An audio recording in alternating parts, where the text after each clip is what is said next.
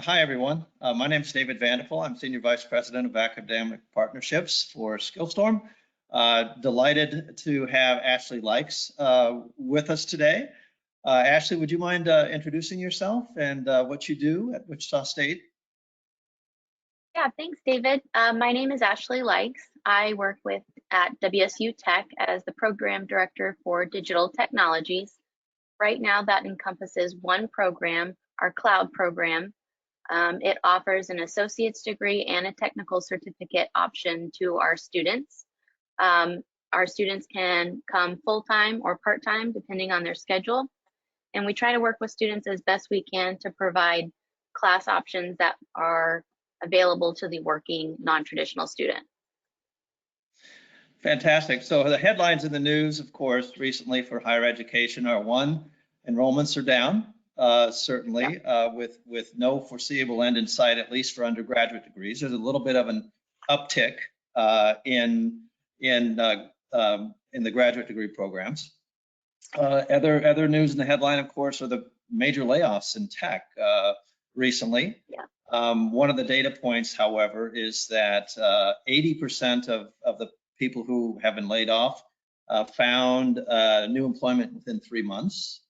And when employers have been surveyed, well over half of them are saying that they intend to continue to hire and recognize that tech talent is something that they desperately need. So I was just curious, Ashley, when you are looking at offering tech opportunities to your current constituents, what are you currently trying to do to innovate in this space, and how are partners like us, like SkillStorm, supporting your efforts in different areas that you're supporting? Absolutely. So one of the things that we're seeing in tech ed is when there's a lot of layoffs, we actually see an uptick in enrollment. So here at WSU Tech, we've seen an increase in our enrollment numbers. To meet those needs, we're doing a couple different things. So we have non-credit classes that are available to the community in a really easy format. They're live online in the evenings. And we have some really great local talent that we're using to teach those. We've also partnered with SkillStorm to provide some live online classes for specifically AWS for us. And then on the flip side of that, we're offering 4-credit classes. So in addition to your programming classes, your cloud classes, we're also implementing some certifications. And one of those certifications is AWS Cloud Practitioner. So that's an actual 4-credit class that we're offering. Students go through the class. At the end of the class, if they pass their certification exam, they have an AWS certification. And then they also take those credits, and those are applied to the credits that they need to graduate. The other cool part about that is if we have students that need financial aid, it's a 4-credit class. They can use their financial aid to pay for that course. Fantastic. That's a development that's relatively new in higher ed. Really within just, I think, the last 10 years or so, universities and community colleges have been willing to look at this type of training and say, hey, is that credit worthy, right? So Absolutely. could you speak to perhaps how you were able to work that into the 4-credit side of the house? Because I talked to a lot of partners and they're considering that option and they're not sure how to go about doing it. It is a little difficult to get started. So this program that I'm in is completely new. We just launched it last spring. So that makes it a little easier to say, this is what I want, instead of adding something to some long-standing computer science program, right? But the thing that we did was I looked at the outcomes for AWS Cloud Practitioner, and I created that class and aligned the class outcomes with the AWS Cloud Practitioner outcomes. So when we're teaching this class and we're using SkillStorm for that live instruction, we're fulfilling the AWS outcomes, and we're also fulfilling the class outcomes because they're the same thing. Fantastic. And then it goes through all of its checks and balances with the state, and they approve it. All right. Well, that's certainly innovative. What are you seeing in the corporate environment in not just Wichita, but Kansas and your area of the country? Are there particular industries that are asking you to help upskill them in technology?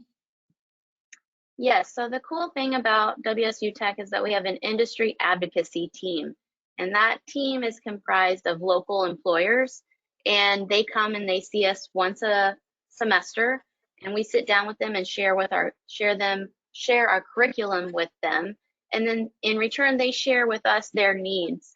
And one of the reasons that we created this non-credit option was they had said that they had upskill needs, or they had new people coming in without specific skills, and we were able to provide that training for them. So this non-credit is brand new, but it's in direct reaction to our employer partners' needs.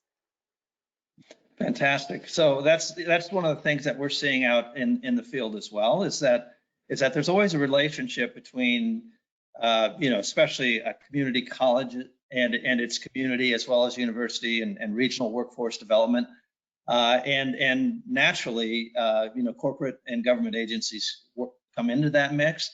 Are you working with any workforce development boards, or is that also part of what you do and what Wichita State does? Yes, so we have Flagship of Kansas that we're a member, part of a membership there. We work in close proximity to the state, the Kansas Department of Ed. So we have relationships there that we've built, and through that communication, we're able to take in a lot of that information and respond relatively quickly to their needs. And they also share needs of the community that maybe we're not aware of, and we can respond to those as well. Ashley, I'm going to put you on the hot seat.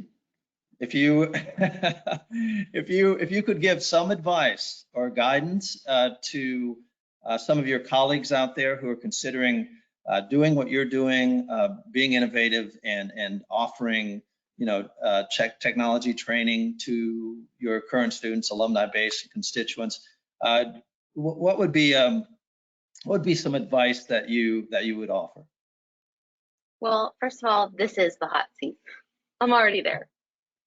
But in all seriousness, I think it's really important to take a look at what your community is needing. And so you're not just throwing stuff at the wall hoping that it sticks. You're really looking at what your community needs. And you're taking in all of that data and you're bringing it to your leadership and saying, look, I have hard numbers, and we have X number of employers that are saying they need X, Y, Z, and I have SkillStorm here that can provide all of that curriculum. This is the cost. Make sure that it's cost effective for you guys. Work on creating some really good solid data. I think that's what leaders really need in order to make those decisions. We might know that it's going to work. We might feel it in our heart that it's going to be great and we can't wait. But our leadership doesn't sit in our chair every day, and they need data to make those kinds of decisions. And I think there's a lot of relationships that you can build with employers to get that kind of data that you're needing to bring to leadership so they can say yes. Make it hard for them to say no. Well, Ashley, I think that's great guidance, great advice. Thank you so much for your time today. And thank you for being great. Thank you, David. Yeah, thank you for being such a great partner of ours. We really appreciate it. Take care now. The last couple of semesters have been great. So thank you so much. Take care.